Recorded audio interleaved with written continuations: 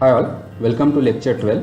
तो last lecture में हमने ये इफ एल्स कंडीशन देखा कि जैसे कि हम एक इफ़ में एक कंडीशन दे सकते हैं। अगर वो ट्रू है तो ये इफ़ ब्लॉक एग्जीक्यूट होगा, अगर वो फॉल्स है तो ये एल्स ब्लॉक एग्जीक्यूट होगा, इस तरह से, राइट। तो बहुत बार प्रोग्रामिंग में और इनफैक्ट रियल वर्ल्ड में भी हमको एक साथ मल्टीपल कंडीशंस के साथ डील करना पड़ता है। तो बेसिकली पाइथन में अचीव करने के डिफरेंट तरीके हैं। तो उसमें से एक आसान सा तरीका होगा कि नेस्टेड इफ एल्स, कि हम एक इफ एल्स में दूसरा इफ एल्स एम्बेड कर सके। जैसे इस तरह से कि सबसे पहले ये कंडीशन 1 इवैल्यूएट होगा, अगर वो ट्रू है तो उसके अंदर मैं दूसरा कंडीशन चेक कर पा रहा हूँ, राइट। अगर वो कंडीशन ट्रू है तो स्टेटमेंट 3 एग्जीक्यूट होगा, नहीं तो स्टेटमेंट 4 एग्जीक्यूट होगा। अगर ये पहली कंडीशन फॉल्स है तो डायरेक्टली एल्स में जंप करके हम स्टेटमेंट 2 एग्जीक्यूट करेंगे, राइट। और उसी तरह मैं ये if else instead of if else में भी लिख सकते हैं, और ये हम किसी भी लेवल तक जा सकते हैं, इसके लिए कोई रेस्ट्रिक्शंस नहीं है। लेकिन आप देख पा रहे हैं कि अभी हमारे पास इफ एल्स का एक चेन बनते जा रहा है, तो उसको हम कहते हैं नेस्टेड इफ एल्स, राइट। अगर एक एग्जांपल के तौर पे मुझे दो वेरिएबल को कंपेयर करना होता था, तो उसके 3 पॉसिबल ऑप्शंस हो सकते हैं, राइट। कि either X can be greater than Y, और it can be equal to Y, और it can be less than to Y, right. तो वो कोड हम इस तरह से लिख सकते हैं कि सबसे पहले मैं एक कंडीशन करूँगा कि एक्स वाई से ग्रेटर है क्या। अगर है तो हम प्रिंट करेंगे कि x is greater than y. अगर वो नहीं है तो फिर 2 पॉसिबिलिटी हो सकती है, either it is equal to Y or less than y. तो फिर हमने इसलिए नेक्स्ट कंडीशन डाला है। तो अगर x is equal to y तो हम इक्वल लिखेंगे, अगर नहीं है तो बाय डिफ़ॉल्ट ये स्मॉलर होगा, तो हम इस तरह से it is smaller than y इस तरह से प्रिंट कर सकते हैं, राइट। तो जैसे कि हमने बात की थी कि हम एक इफ़ एल्स ब्लॉक में दूसरा इफ़ एल्स लिख सकते हैं, उसको हम नेस्टिंग ऑफ इफ़ एल्स कहते हैं। ये किसी भी लेवल तक हम कर सकते हैं। लेकिन इसका प्रॉब्लम क्या हो रहा है कि जैसे हमने लास्ट एग्जाम्पल में देखा कि हमारे पास जो इंटेंडेशन का लॉजिक है उसके वजह से हमारा कोड राइट की तरफ शिफ्ट होते जा रहा है, ठीक है। अगर वहाँ पे मल्टीपल कंडीशंस होंगे तो आप देखोगे कि कोड इस राइट की तरफ शिफ्ट हो जाएगा। तो ऐसे केस में वो कंडीशंस को मेंटेन करना, उनको अंडरस्टैंड करना ये थोड़ा डिफ़िकल्ट हो जाएगा। और एक गुड प्रैक्टिस है कि हम वो नेस्टिंग का लिमिट 2 से 3 लेवल तक जनरली नहीं जाते हैं, ठीक है। लेकिन बेटर ऑप्शन पाइथन ने प्रोवाइड किया है ऐसे केस में कि हम एलिफ स्टेटमेंट यूज़ कर सकते हैं, जो शॉर्ट फॉर्म है एल्स इफ़ के लिए।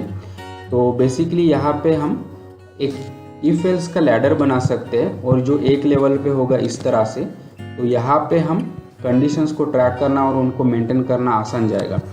इसका सिंटैक्स इस तरह से रहेगा। सबसे पहले हम इफ में एक कंडीशन चेक करेंगे, अगर वो ट्रू है तो स्टेटमेंट 1 एग्जीक्यूट होगा, अगर वो फॉल्स है तो हम एलिफ में जंप करेंगे और फिर नेक्स्ट कंडीशन चेक होगा। अगर ये फॉल्स है तो नेक्स्ट एलिफ में जाएगा, इस तरह से, राइट। और अभी अगर कोई भी कंडीशन चेक नहीं होता है या सेटिस्फाई नहीं होता है तो बाय डिफ़ॉल्ट ये एल स्टेटमेंट में जाके वहाँ के स्टेटमेंट से एग्जीक्यूट करेगा। और एल्स इज ऑप्शनल है, अगर वो है तो अगर कोई कंडीशन मीट नहीं होती है तो हम यहाँ पे जाके एल्स ब्लॉक को एग्जीक्यूट करेंगे। अगर वो नहीं है तो ये इफ एल्स लैडर का कुछ भी पार्ट एग्जीक्यूट नहीं होगा, ठीक है। लेकिन एक साथ सिर्फ एक कंडीशन मैच हो सकती है। अगर मेरा ये पहला कंडीशन ट्रू हो गया है तो सिर्फ स्टेटमेंट 1 एग्जीक्यूट होगा और हम ऑटोमेटिकली बाहर जंप करेंगे। अगर वो ट्रू नहीं होता है तो हम नेक्स्ट एलिफ में जाएंगे, वो कंडीशन चेक करेंगे, ठीक है। लेकिन लाइक इफ एल्स एक साथ सिर्फ एक कंडीशन ट्रू होगा और हम वो ब्लॉक को एग्जीक्यूट करेंगे। अगर कोई भी कंडीशन मेट नहीं होता है तो हम एल्स ब्लॉक में जाएंगे, अगर वो है तो, और वो ब्लॉक एग्जीक्यूट होगा, ठीक है। तो अगर वो सेम एग्जांपल जो हमने नेस्टेड इफ एल्स से किया था, अगर वो हमको यूजिंग एलिफ करना है तो वो इस तरह से होगा कि सबसे पहले मैं कंडीशन चेक कर रहा हूँ कि एक whether x is greater than y. अगर वो है तो ये स्टेटमेंट एग्जीक्यूट होगा, अगर नहीं है तो हम इस तरह से एलिफ में नेक्स्ट कंडीशन दे रहे, राइट। और अगर यहाँ पे मल्टीपल कंडीशन होते तो हमारा नेक्स्ट एलिफ होता था, एंड सो ऑन। लेकिन यहाँ पे ये नेक्स्ट एलिफ चेक होगा, देखेंगे हम उसका वैल्यू सेम है क्या। अगर वो है तो ये एग्जीक्यूट, अदरवाइज एल्स ब्लॉक में जाके हम प्रिंट करेंगे कि x is smaller than y. तो अभी आप देख पा रहे हैं कि हमारा कोड एक लेवल पे ही है। तो इस तरह से हमको ये मल्टीपल कंडीशंस ट्रैक करना और उनको मेंटेन करना आसान जाएगा, और हमारा कोड अभी राइट को जो पहले शिफ्ट हो रहा था वो नहीं हो रहा है, ठीक है। तो लास्ट लेक्चर में हमने एक रिजल्ट्स का प्रोग्राम बनाया था जो बेसिकली मार्क्स इनपुट ले रहा है यूज़र से, और बेस्ड ऑन दैट कंडीशन वो प्रिंट कर रहा है कि वेदर यू हैव पास्ड और नॉट। तो ये अभी हम उसको थोड़ा मॉडिफाई करते हैं। तो जनरली हम एक ऐसा रिजल्ट बनाएंगे जो ग्रेड के साथ डिस्प्ले हो जाए, और ग्रेड्स के लिए मल्टीपल कंडीशंस हो सकते हैं, राइट।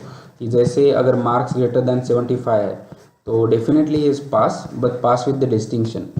नेक्स्ट कंडीशन हो सकता है कि अच्छा अगर आपके मार्क्स 60 to 75 के बीच में है तो you pass with the grade A, अगर 45 to 60 के बीच में है तो you pass with the grade B, right. 40 to 45 तो ग्रेड सी, अगर 40 से कम है तो यू हैव फेल्ड, राइट।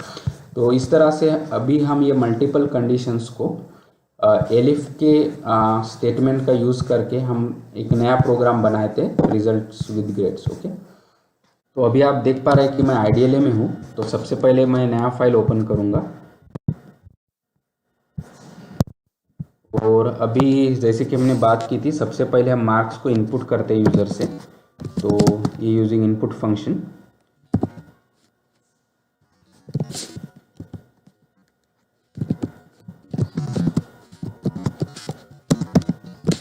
ठीक है। जैसे कि हमने बात की थी हम इसको इंटीजर में कन्वर्ट कर देंगे सबसे पहले, ठीक है। अभी हम ये मार्क्स पे मल्टीपल कंडीशंस लगा सकते हैं। तो सबसे पहले मैं लिखूँगा कि अगर ये marks greater than equal to 75 है तो बेसिकली मैं यहाँ पे प्रिंट कर सकता हूँ कि you have pass with the distinction, right.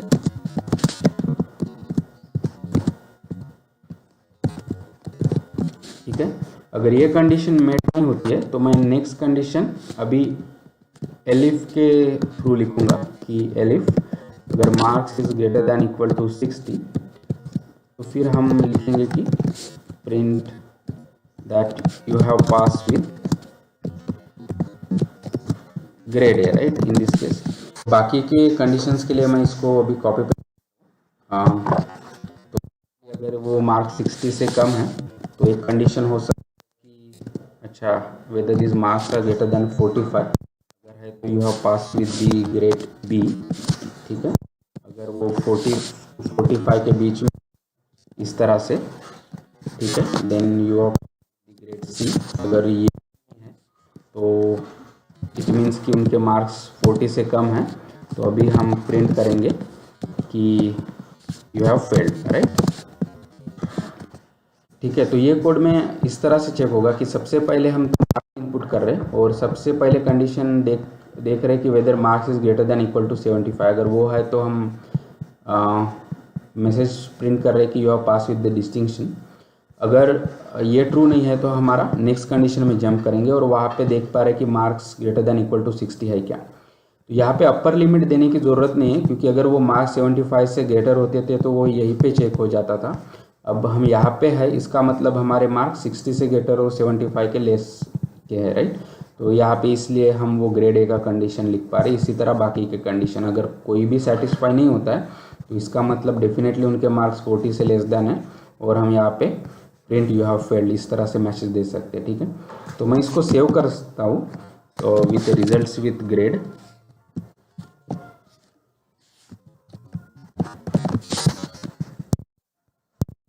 और अभी हम इसको रन कर, ठीक है। अभी मैं से 90 मार्क देता हूँ तो हमको आना चाहिए कि you pass with the distinction, right. अगर फिर मैं उसको दूसरे वैल्यू पे रन करता हूँ कि अभी 65 देते हैं तो अभी हमारा ये ग्रेड ए आना चाहिए, राइट।